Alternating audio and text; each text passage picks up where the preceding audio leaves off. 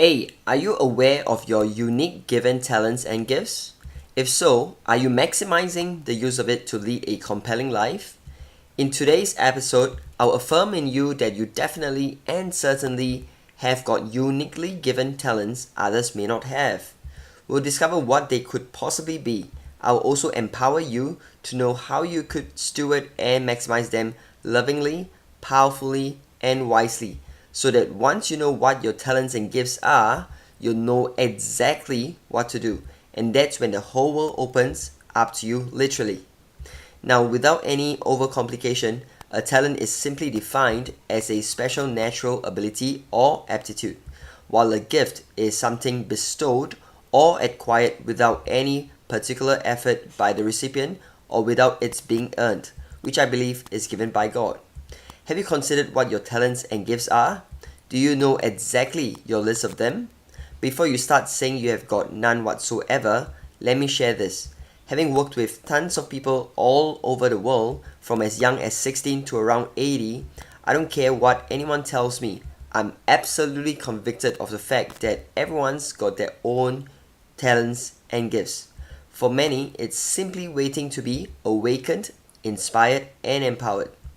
If you're someone who has got an idea or inkling of your talents and gifts, and should you not be satisfied and fulfilled by what you do, it could likely be symptomatic that you aren't using your talents and gifts that you've got.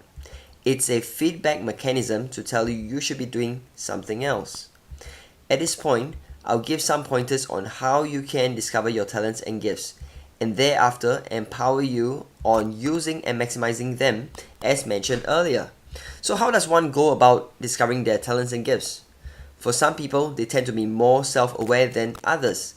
The rest simply need to be open to what others may affirm in themselves, like family members, friends, and colleagues.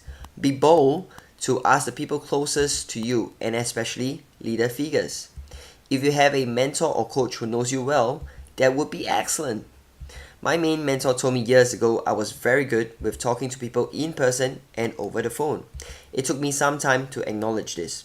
Now, one key way to know quickly is to attempt and take on varied roles in your organization, social circles, and even in your church ministry if you belong to one.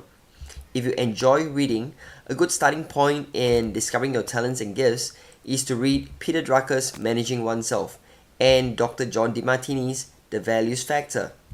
Let us take the next minute to go through some simple questions to stir up an awakening in you should you be struggling with this. Do people enjoy and thrive under your leadership? Are you fulfilled whenever you conduct any teaching? Are you very good with details and have administrative and organizational skills?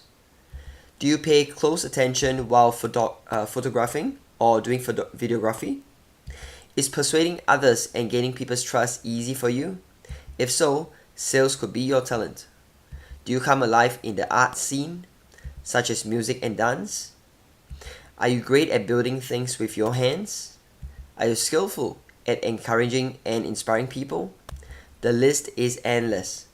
Coupled with the target audience you have on your heart, such as the youths, adults, or the elderly, and you have a sweet match. Some of my greatest talents and gifts are strategizing, creating content, mentoring people, and sales. I look forward to know what yours are. Once you know and actually own your talents and gifts, how can you maximize them? Here are 3 simple keys. Key number 1 is really to fully acknowledge and own your talents and gifts. You don't need to be the world's number 1 to use and serve others with them. All you got to do is be gentle with yourself and treat your talents and gifts with love and respect. Key number 2 is to be clear about your purpose, mission, and vision. That's when you truly come alive and are awakened to your life's greatest possibilities. And finally, key number 3 is to be absolutely diligent and consistently use and hone your talents and gifts. If you have an opportunity to use them every single day, all the better. That's how you develop yourself well over time.